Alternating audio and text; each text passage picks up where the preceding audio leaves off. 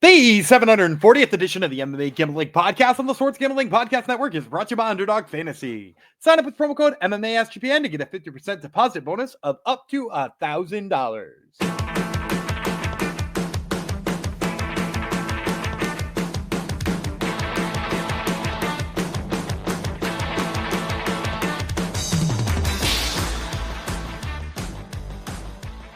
Howdy ho, DeGenerinos. Welcome to episode 740 of the MMA Gambling Podcast on the Sports Gambling Podcast Network, dedicated to, let's see what the name is, Fernando Esteban 7213, who enjoys our breakdowns.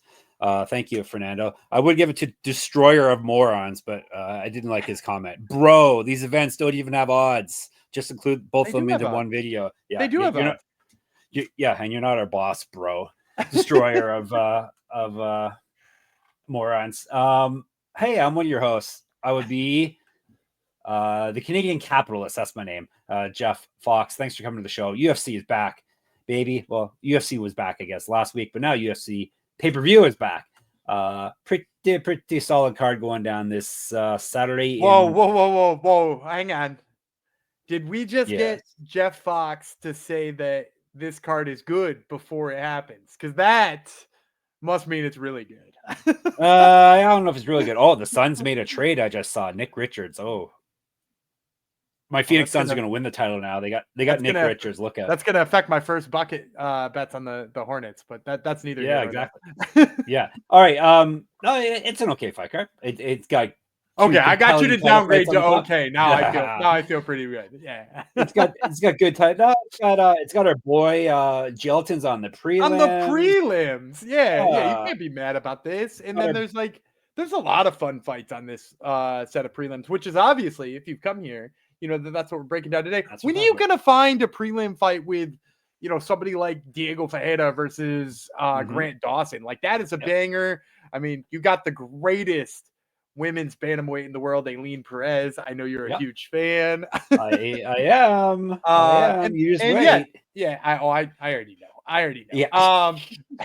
There's so many good fights on these prelims, and then the main card, there's not a ton on it. So yeah, this is, I mean, already a contender for card of the year. And I know I say that kind of jokingly on the second card of the year, but like it feels like this would be hard to beat, you know, because like it's got these two like really, you know, like a lot of times they have two title fights on there and one of them's a rematch and the other one's a fight we didn't really need. You know, we got Alex Pereira versus, you know, whatever 9th ranked light heavyweight he's supposed to crucify next.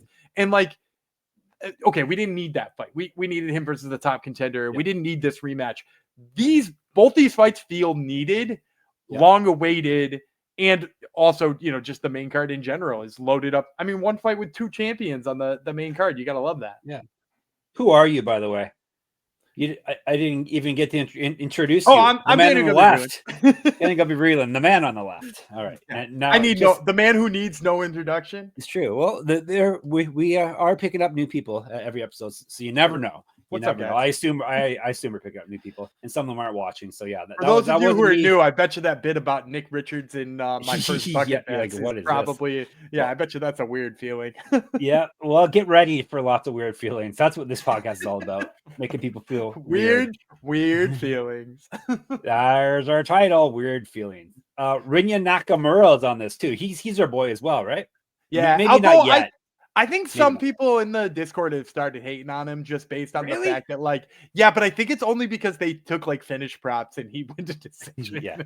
Yeah. And that's enough for them to get angry. So, I think he's still a fun prospect. I think they are a little, they would like to see some finishes.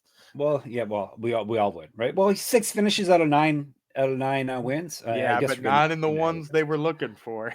That's all that matters. Just in the ones that they bet on. All right, we're getting ahead of ourselves. We actually should probably dive right into it. It's we got 8, 9, more than 8, 9. Whew. We really should jump into it after I remind you that getting the SGPN app is easy, and you should do it because then it gets you easy access, instant access, actually, to all of our free picks and our podcasts. And I should not forget to mention all our articles. Gumby and I are all over their SGPN app and website. So hopefully that is a positive for you. Assuming you're tuning in, you at least probably like or can stomach at least one of us. So yeah, check out our articles. Nick Richards' first bucket. He'll be starting for the Suns probably. So since they hate Joseph Nurkic all of a sudden, so yeah, maybe he'll be getting the Suns' first baskets, because who else can score on that team? Kevin Durant, come on. Devin Booker, come on. Who is the first scorer on the Suns? Do you ever pick one? I don't. I usually like Brad Beal, and then occasionally Ryan Dunn is kind of sneaky. Brad Beal's on the bench now, so don't pick him. Yeah, right. But Ryan Dunn, well, it depends on who's injured that day too, though. Like they're all, Brad, he'll sneak his way in the starting lines. But Ryan Dunn is surprisingly put up a lot of first buckets for the Suns this year, which is, and he's always like 10-1, so that's fun.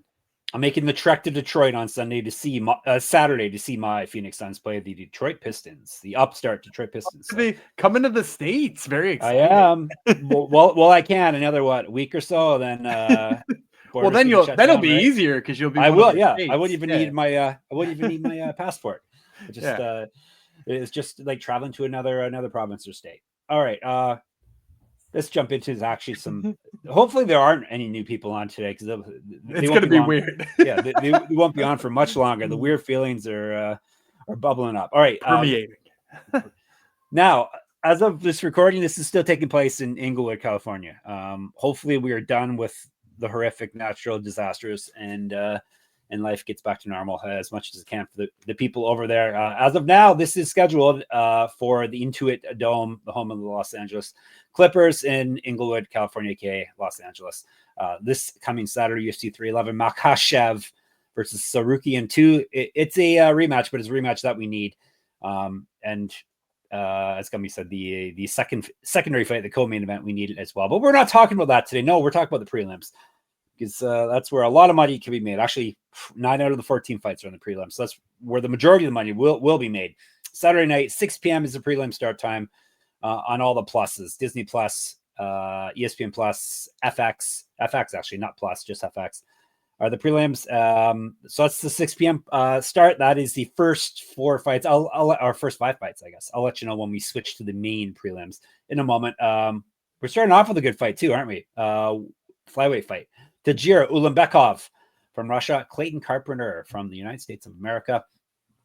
Can never complain about a flyweight bout, and this is actually a very good one with a couple of prospects. So, tell you about Carpenter first.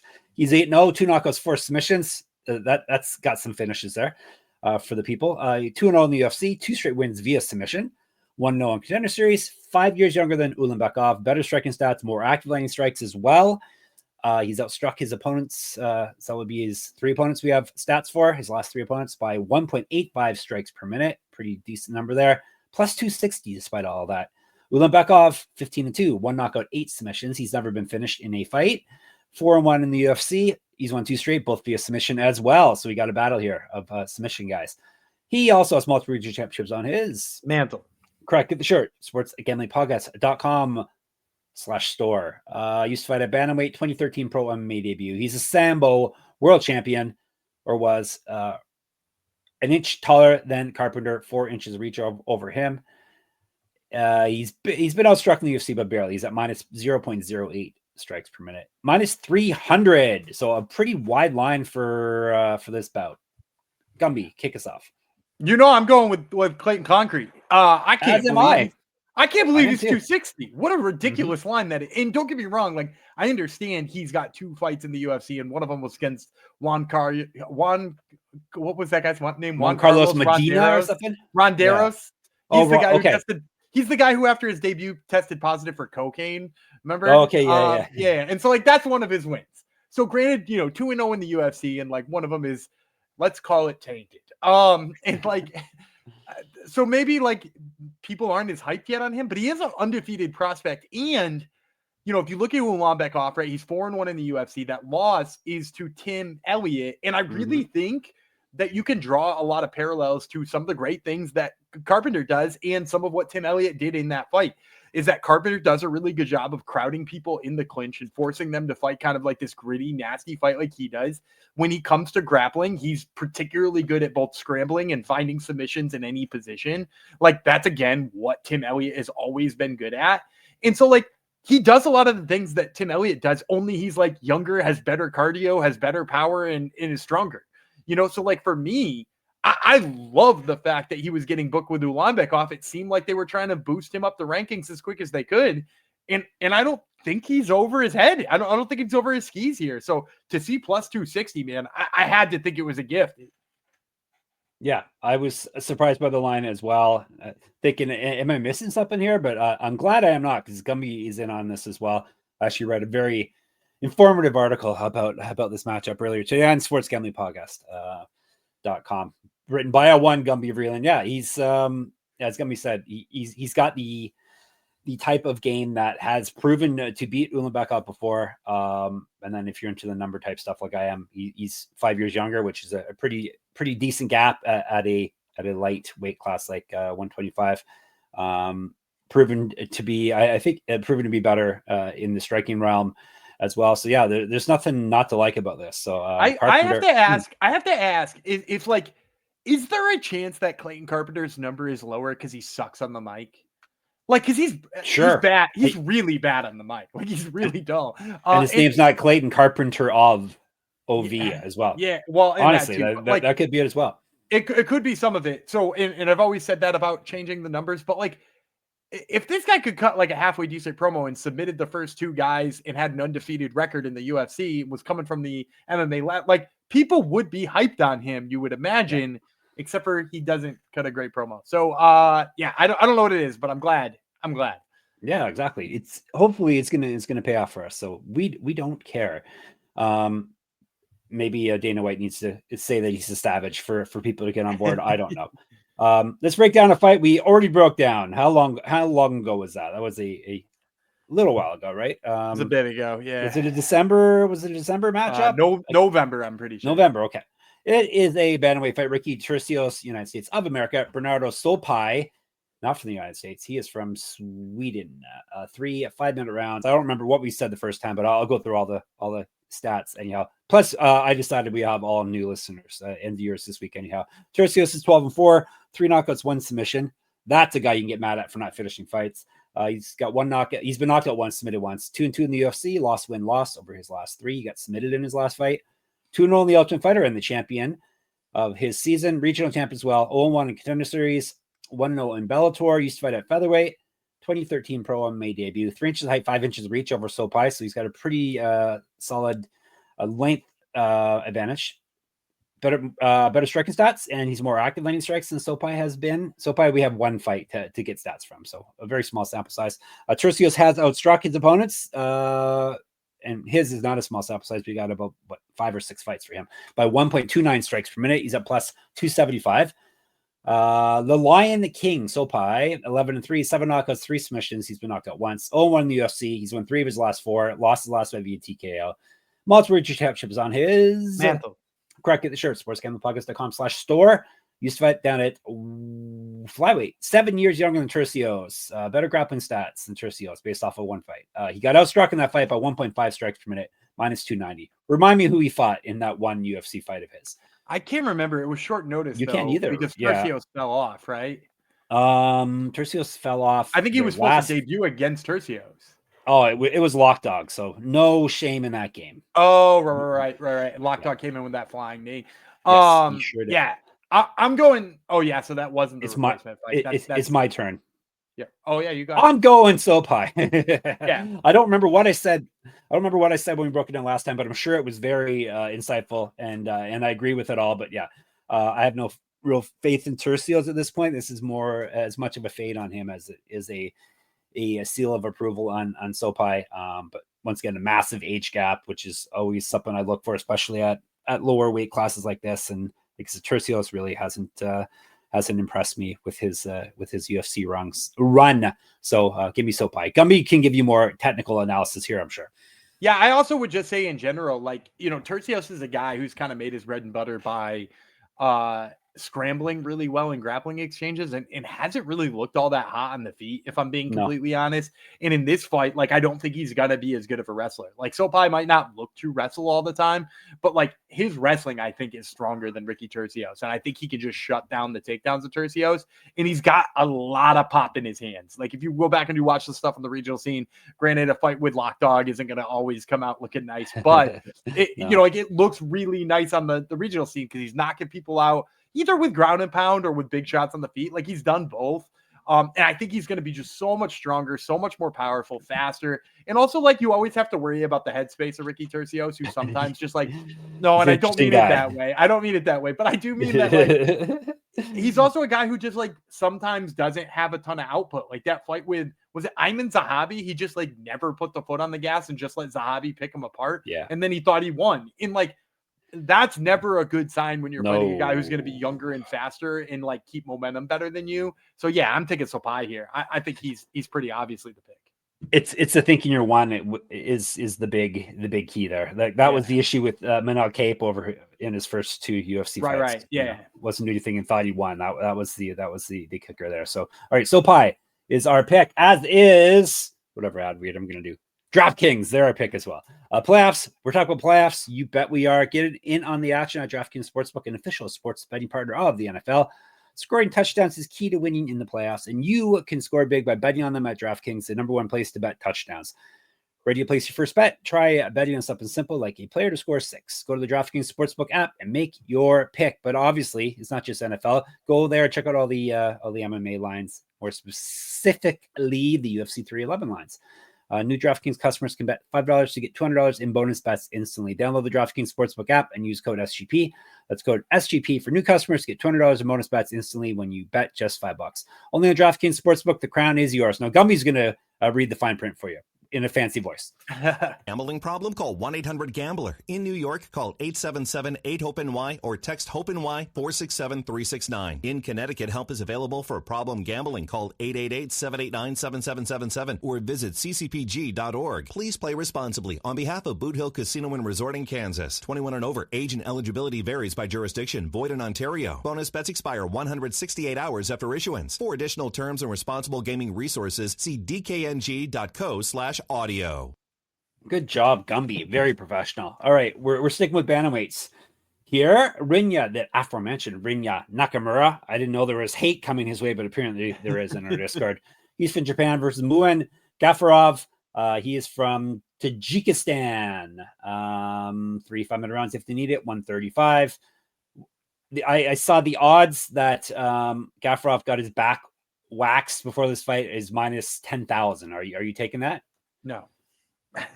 He's the gentleman with the weird patch of hair on his back, correct? Is he not the guy? It's weird that you remember that so vividly.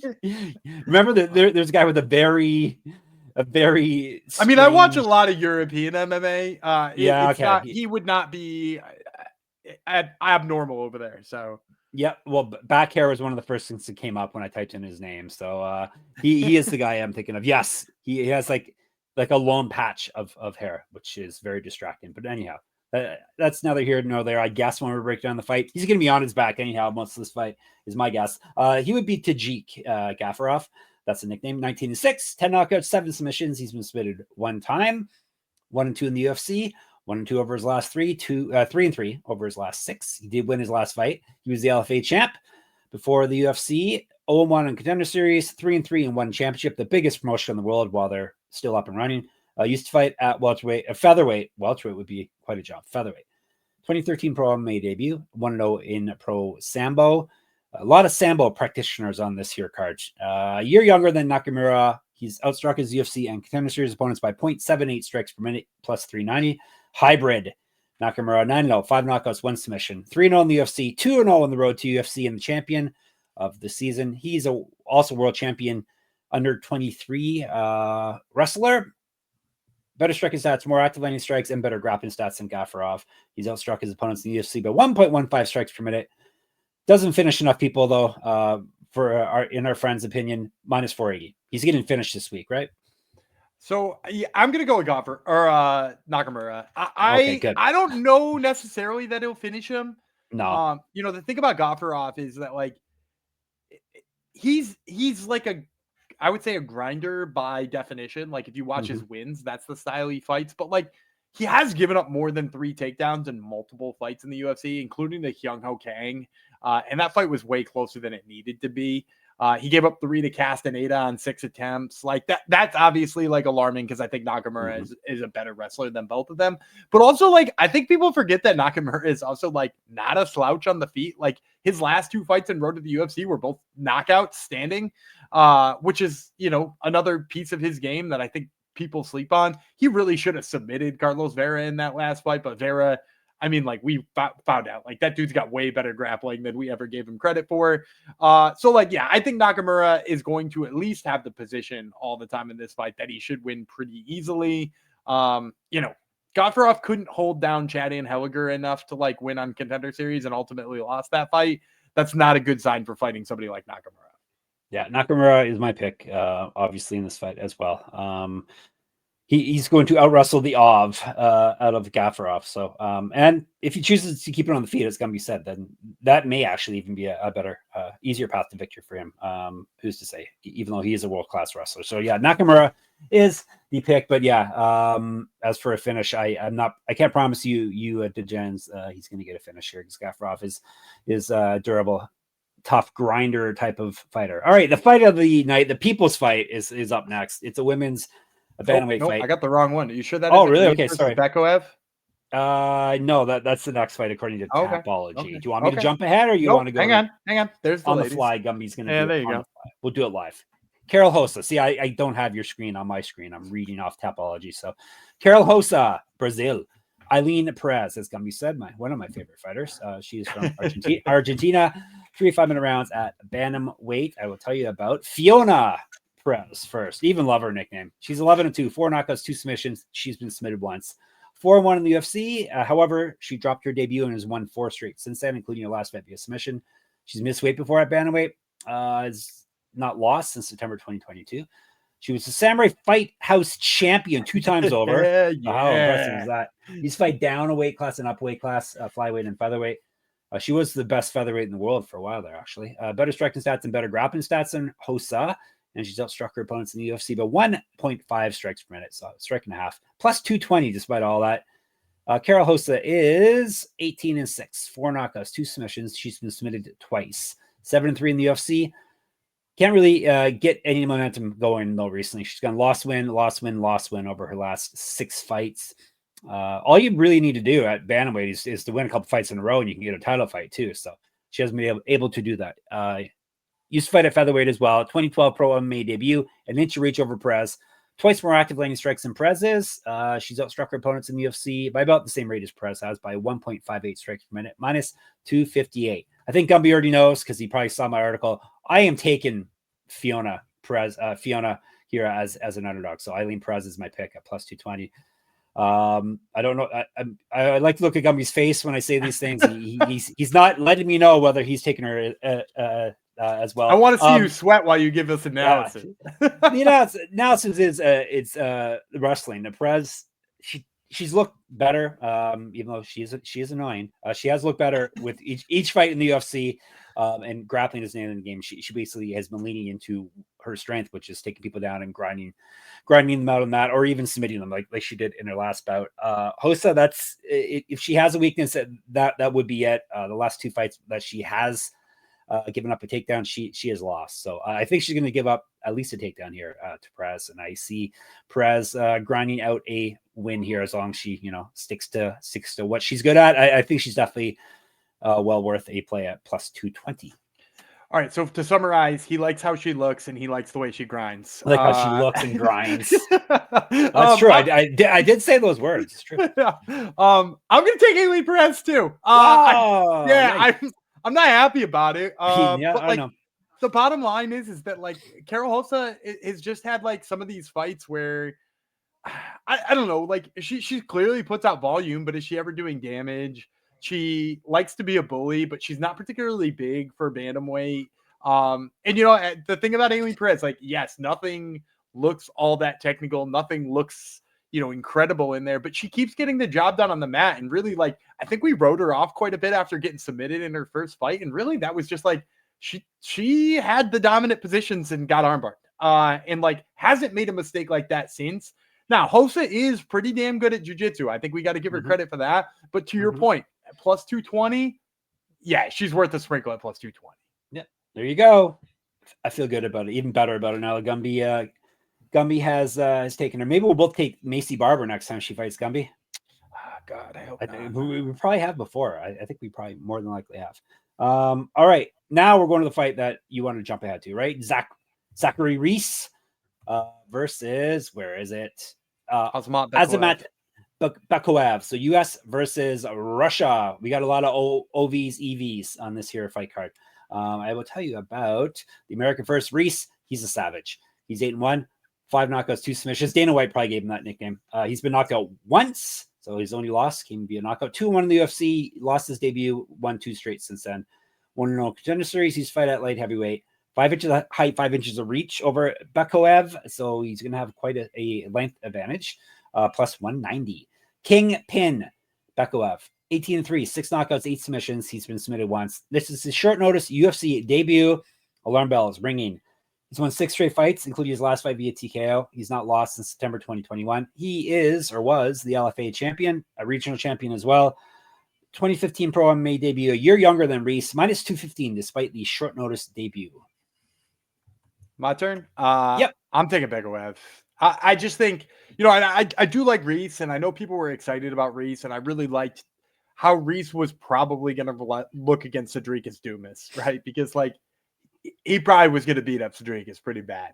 But just this isn't a good stylistic matchup for him. He's a long, lanky middleweight here. Bekoev has shown that he can deal with long, lanky middleweights. He beat Lucas Fernando in that fight, and basically that this is a similar type of fighter. Now, granted, a step up in competition for Bekoev, but it's a similar type of fighter, a guy who likes to fight long, a guy who likes to throw those kicks out front. He throws any of those kicks out front on Bekoev, he's gonna get tagged. And then the other thing is Bekoev does a great job at being able to crowd people. He gets in people's face. He tries to wear you down. He's good up against the cage. This is a guy who's, maybe not fought UFC level competition, but he's fought damn near that, right? Fernando had a win on the Dana White's Contender Series, and he beat a pretty damn good guy in doing so. And so, Bekoev has been in there with guys who probably are UFC level talent. I think the way that he wrestles here, and basically what we've seen from Reese in terms of being against a wrestler, I just don't like his chances. Now, I will also say in here too, I've heard some people write off Bekoev just by saying he did have that split decision with Dylan Budka, which is the mindless Hulk.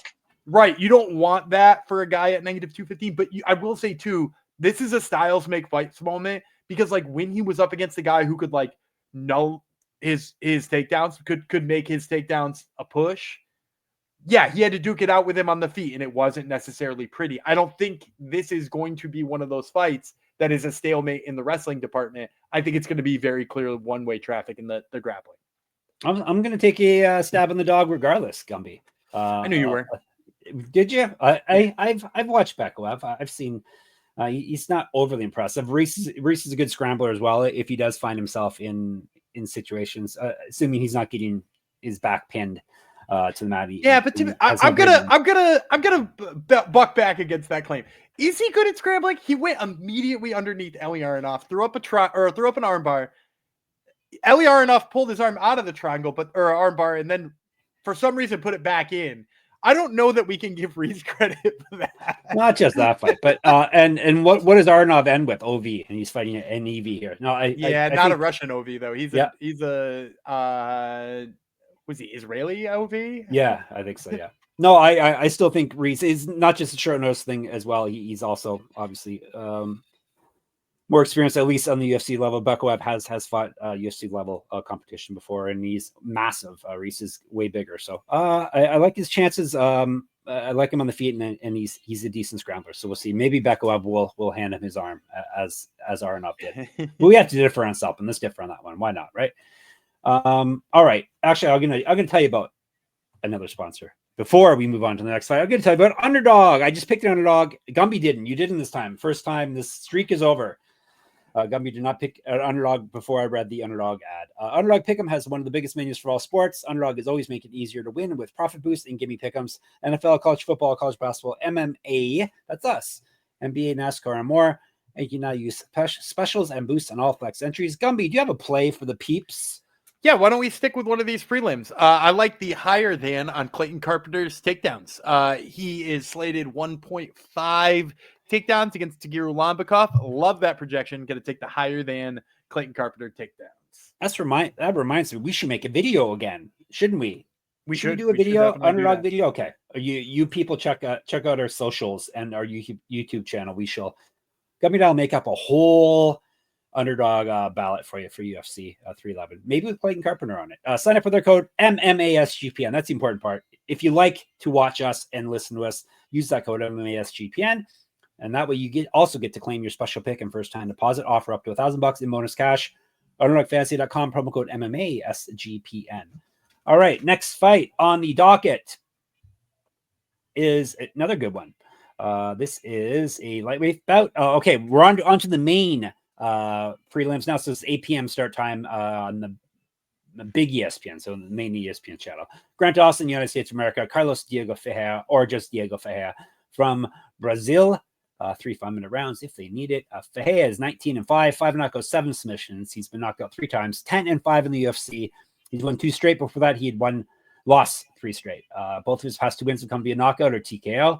He's missed weight twice at lightweight before, so keep an eye on the scales on Friday if you're betting this fight. He's got multiple regional championships on his mantle. Correct. Get the shirt, sportsgamblingpodcast.com/store. Get sticky. Use fight up at welterweight and up at middleweight, which is that's a massive. That's 30 pounds heavier than this weight class. 2011 Pro MMA debut, 2 inches reach over Dawson, more active landing strikes than Dawson. He's got a positive strike differential in the UFC of 1.71 strikes per minute. He's at plus 220. Dawson, KGD, 22-2-1, 5 knockouts, 13 submissions. He's been knocked out twice. 10-1-1 in the UFC. He's won 2 straight and 5 of 6. Won his last fight via TKO. His missed weight before at 155 as well. He's fight at featherweight, missed weight there twice. So this is definitely a better weight class for him now. 1-0 in Contender Series, 2014 Pro MMA debut. An inch of height over Ferreira, 9 years younger.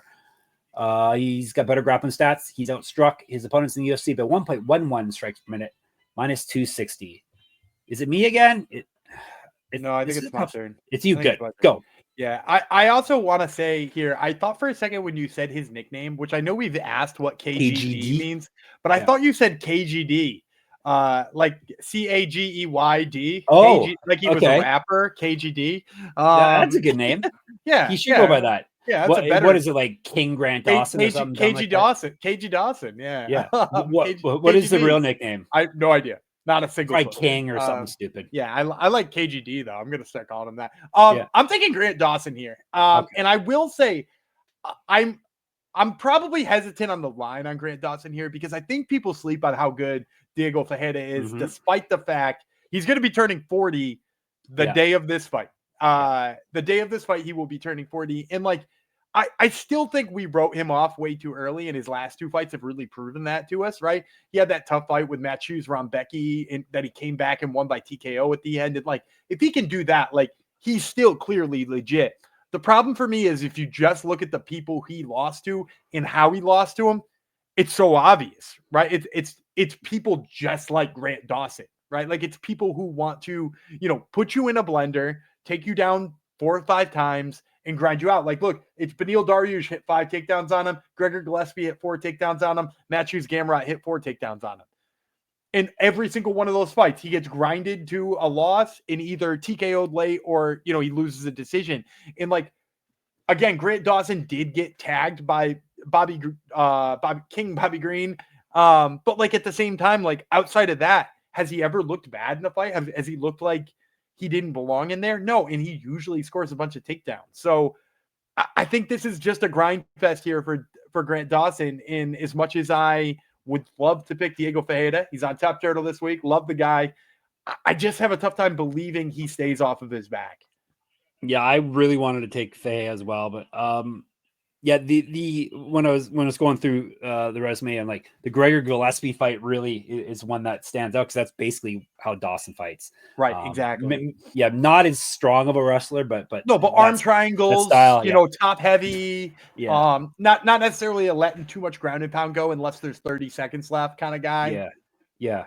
And the age thing obviously is a concern as well. Like a 10-year age gap. And it's not like Ferreira has been in easy fights his whole career as well. No. So I will tentatively take Dawson. I'm not leaning. I'm locking it in. I'm taking him, but in the real world, I'm not really interested in Grant Dawson at minus 260 at this point. The bloom's kind of off the rose on him.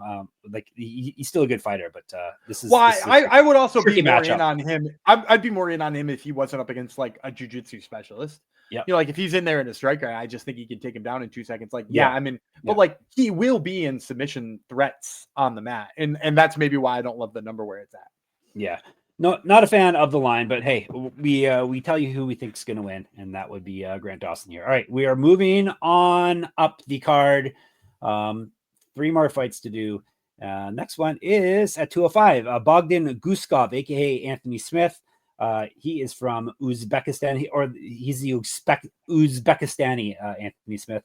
Less annoying, at least at this point. Or maybe he doesn't really speak English. Maybe that's why he's less annoying. Who's to say? Billy Elekana from the United States of America, 3 5-minute rounds.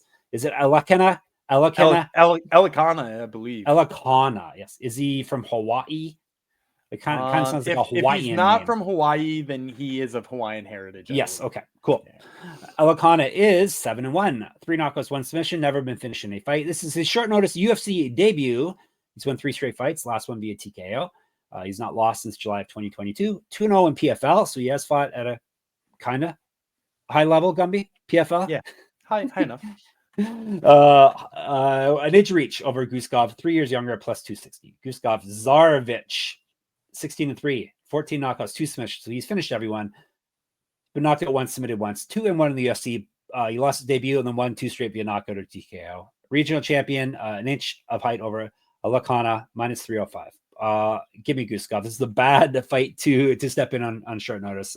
Guskov seems to be getting his UFC legs underneath him, and he's starting to knock suckers out. So as long as he just doesn't start yelling about Elekana threatening his family or anything like that, then I think Guskov's going to come through. Or he doesn't let him jab him in the face because he wants to feel something. I would also just say, I know we're making Anthony Smith jokes, but like I would also just say this about Guskov. Like he, again, guy who took a tough debut fight in the UFC against Volkan Ozdemir, lost mostly a grappling match. And like, I still have wild doubts about whether or not this guy is going to be able to grapple against the high level dudes in this division. Like, I don't know that he is going to withstand a fight with a grappler. Luckily for him, the replacement fighter here can't grapple. You know, Billy Elekana, I mean, maybe it's harsh saying he can't grapple. He can grapple, but that's not his game. His game is to try to be as long and rangy as he possibly can. You know, throws a billion feints, tries to get people to bite on him, tries to keep people at range so that he can box with them. And like, the only problem I have with that is that like, that's what Guskov wants to do in the first place. Guskov isn't fazed by people feinting too much. He just goes right after him. And then on top of that too, Billy Elekana, I don't really love his power, if I'm being honest. Like, usually you see a guy at 205 and you're like, man, this guy can swing. He's really an 85er, to be completely clear. Like, he made 85 for years before his last 3 fights were at 205. Yeah, I mean, like, it looks like he's cutting a little less and maybe he's bulking up a little bit, but like, he's still kind of not got the power that you would want that frame to have at 205. And so, like, I don't know that he'll survive 15 minutes on the feet with Bogdan Guskov. So yeah, I think Guskov's the play here.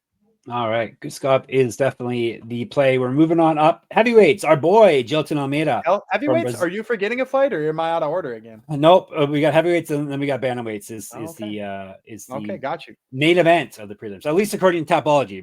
You may know more than Tapology does. I don't know. Wouldn't be a shock. About a lot of things you do. Jailton Almeida, Brazil. Serghei Spivac, not from Brazil. I want to say Russia, but he's got a different flag. Moldova. Yes, he's Moldovan. That would mean. Heavyweights, 3 5-minute rounds if they need it. Spivac is polar bear, 17-4, 7 knockouts, 8 submissions. He's been knocked out 3 times, 8-4 in the UFC. He's won 4 of his last 5, including his last 5 via submission.